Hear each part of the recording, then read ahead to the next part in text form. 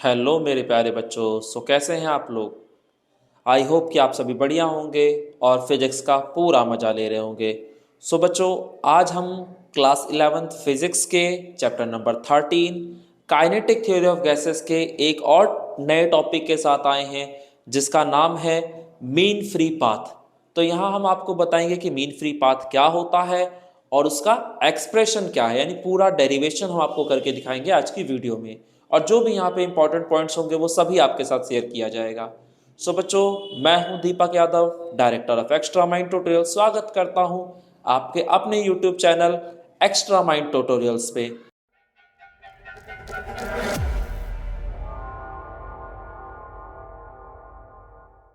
बच्चों, आज हम लोग डिस्कस करेंगे मीन फ्री पाथ को।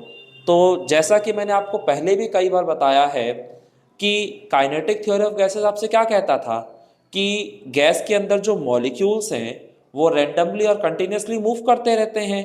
अब सोचो, अगर गैस के अंदर सभी मॉलिक्यूल्स मोशन में हैं तो ये आपस में एक दूसरे से टकराएंगे कि नहीं टकराएंगे? तो भाई बिल्कुल टकराएंगे। तो जब ये मॉलिक्यूल्स आपस में टकरा रहे होंगे, जैसे मान लेता हूं, मैं कहता हूं कि ये मेरा एक मॉलिक्यूल था, ठीक है, तो यहां से गया और यहां जाकर किसी दूसरे मॉलिक्यूल से टकरा गया, फिर इधर से आगे बढ़ा, फिर यहां पे किसी मॉलिक्यूल से टकरा गया, फिर आगे बढ़ा, फिर किसी और मॉलिक्यूल से टकरा गया, फिर आगे बढ़ा, फिर किसी और मॉलिक्यूल से टकरा गया। तो ये कंटिन्यूसली टकराता जा रहा है। तो किन्हीं भी दो सक्सेसिव या कंसेक्यूटिव कोलिजन्स के बीच का जो गैप होगा उसे हम लोग कहते हैं फ्री पाथ। यानी कि अगर मैं इन दो कोलिजन्स की बात कर दूं तो इनके बीच का ये जो गैप है इसे हम फ्री पाथ कहते हैं। इन दो कोलिजन्स के बीच का ये जो गैप होगा इसे भी हम फ्री पाथ कह रहे हैं। तो इस तरीके से फ्री पाथ क्या है वो आपको समझ में आ रहा होगा कि भाई किन्हीं भी दो कोलिजन्स के बीच का जो गैप है उसी को हम लोग फ्री पाथ कह दे रहे हैं। अब इसी का अगर आप एवरेज निकाल देंगे तो उसे आप कह देंगे मीन फ्री पाथ। तो अगर आपको मीन फ्री पाथ देखना है कि भाई मीन फ्री पाथ क्या होता है, तो हम क्या कह सकते हैं कि average distance between two successive collisions.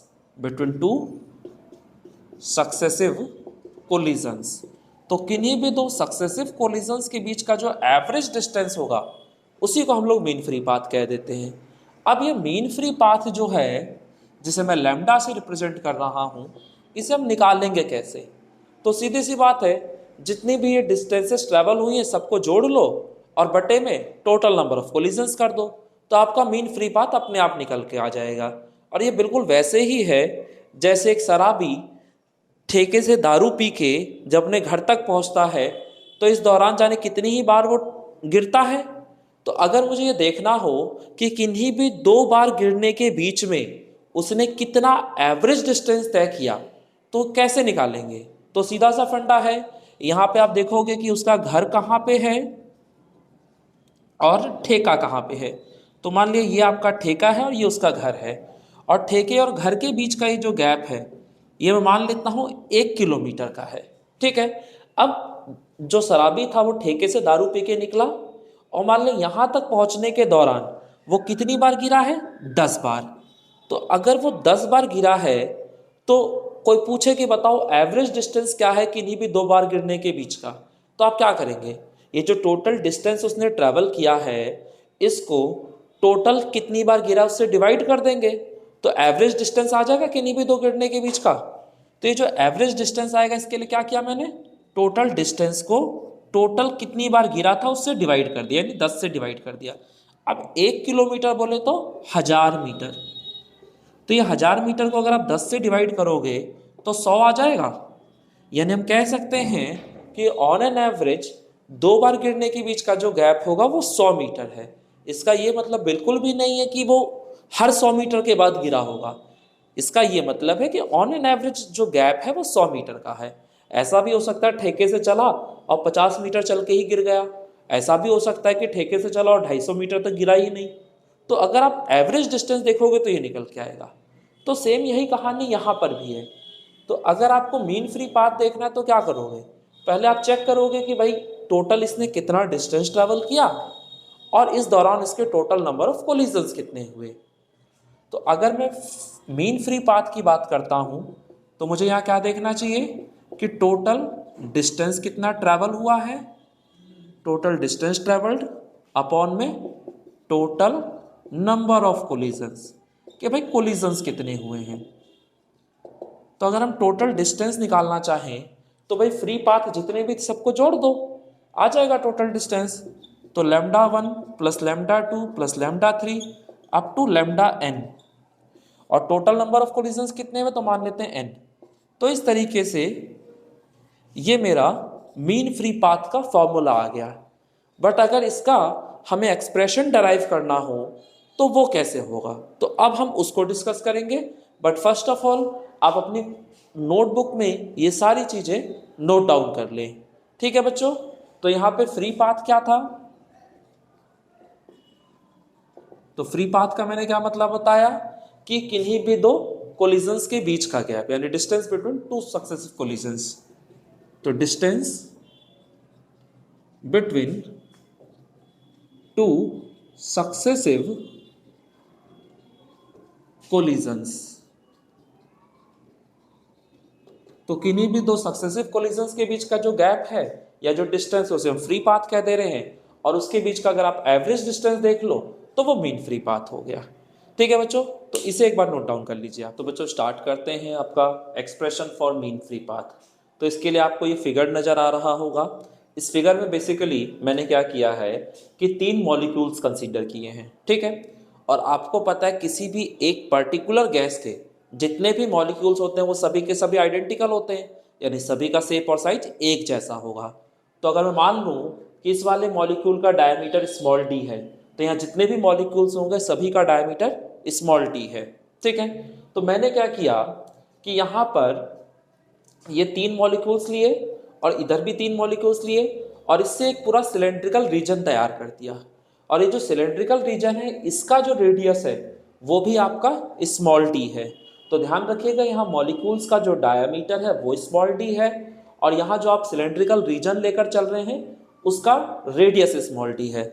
अब आप सोचोगे कि सर ने ये सिलेंड्रिकल रीजन आखिर क्यों लिया, तो भाई उसका रीज़न है। रीज़न ये है कि आप ये सोच कर चलिए कि अगर आपका ये एक मॉलिक्यूल है जो कि v वेलोसिटी से ट्रैवल कर रहा है, तो आपको पता है ना कि किन्हीं भी दो कोलिजन्स के बीच मॉलिक्यूल का जो पाथ होता है वह हमेशा स्ट्रेट लाइन पाथ होता है।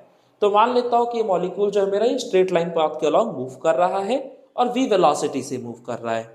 तो यहाँ पर एक एजम्पशन है जिसका आपको याद रखना है, और वो एजम्पशन क्या है कि जब आप इस मॉलिक्यूल के मोशन की बात कर रहे हैं तो आप ये मानकर चल रहे हैं कि इस गैस के अंदर जितने भी मॉलिक्यूल्स हैं वो सभी के सभी रेस्ट में हैं और सिर्फ यही मॉलिक्यूल मोशन कर रहा है, ठीक है। अब सोचिए कि जब ये मॉलिक्यूल आगे बढ़ेगा तो किन मॉलिक्यूल से टकराएगा, क्योंकि अगर आपको मीन फ्री पाथ निकालना है तो आपका तरीका आपको पता है कि आपने टोटल कितना डिस्टेंस ट्रेवल किया वो निकाल लो, और सक्सेसिव कोलिजन्स या टोटल नंबर ऑफ कोलिजन्स कितने हुए ये पता कर लो।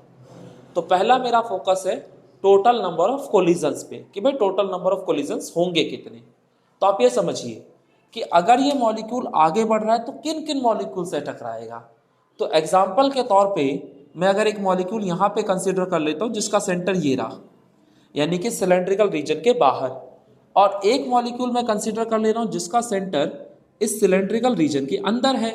अब जरा मुझे ये बताइए कि जब ये मॉलिक्यूल आगे बढ़ेगा तो क्या इस मॉलिक्यूल से कभी भी टकराएगा, तो जवाब आएगा नहीं, क्योंकि भाई सीधी सी बात है इसके और इसके बीच अच्छा खासा गैप है।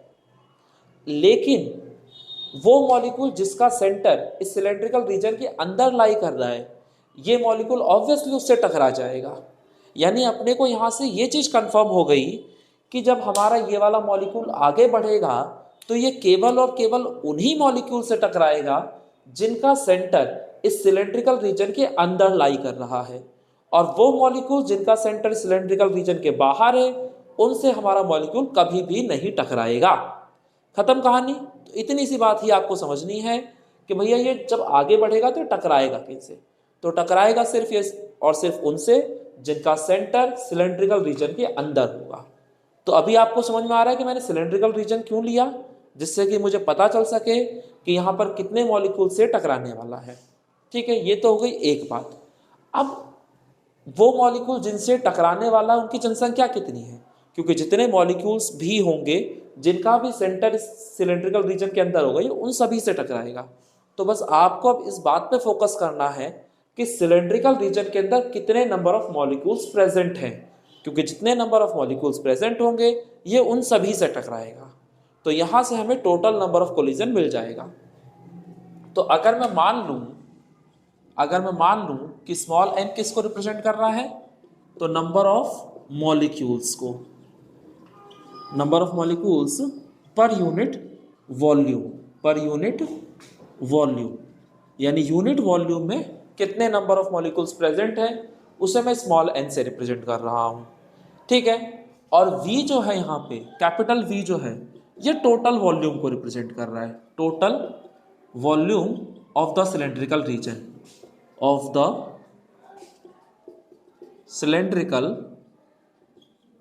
रीजन, यानी जो हमारा सिलेंड्रिकल रीजन है उसके टोटल वॉल्यूम जो है वो v के बराबर है, और स्मॉल n जो है वो नंबर ऑफ मॉलिक्यूल्स पर यूनिट वॉल्यूम को रिप्रेजेंट कर रहा है। तो यहां से आपको टोटल नंबर ऑफ मॉलिक्यूल्स मिल जाएगा। तो therefore total number of molecules present in cylindrical region, तो सिलेंड्रिकल रीजन में टोटल कितने नंबर ऑफ मॉलिक्यूल्स प्रेजेंट होंगे, तो उसका सीधा सा तरीका है, पहले आप ये चेक कीजिए कि यूनिट वॉल्यूम में कितने नंबर ऑफ मॉलिक्यूल्स प्रेजेंट हैं और टोटल इसका वॉल्यूम कितना है, तो इससे आपको टोटल नंबर ऑफ मॉलिक्यूल्स मिल जाएंगे। अब सवाल उठता है कि जो सिलेंड्रिकल रीजन है इसका रेडियस तो चलो मुझे पता है कि भाई स्मॉल d के बराबर है, लेकिन इसका ये हाइट कितना है, तो इसके लिए मैंने एक तरीका सोचा, और तरीका ये था कि मैं इस मॉलिक्यूल को सिर्फ और सिर्फ एक ही सेकंड तक ट्रैवल करने दूंगा, यानी मैं सिर्फ 1 सेकंड तक के लिए ही इसका मोशन कंसीडर कर रहा हूं।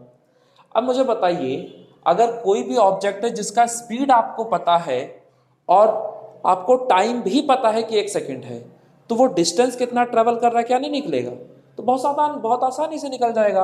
आपको पता है speed is equal to distance upon time, तो distance is equal to speed into time. तो मॉलिक्यूल का स्पीड कितना ले रखा हमने, तो स्मॉल v, और टाइम कितना दे रहा हूं मैं 1 सेकंड का, तो यहां से डिस्टेंस की जो वैल्यू आ रही है वो स्पीड के ही बराबर आ जा रही है, यानी जितना स्पीड होगा उतना ही डिस्टेंस वो 1 सेकंड में ट्रैवल कर रहा होगा।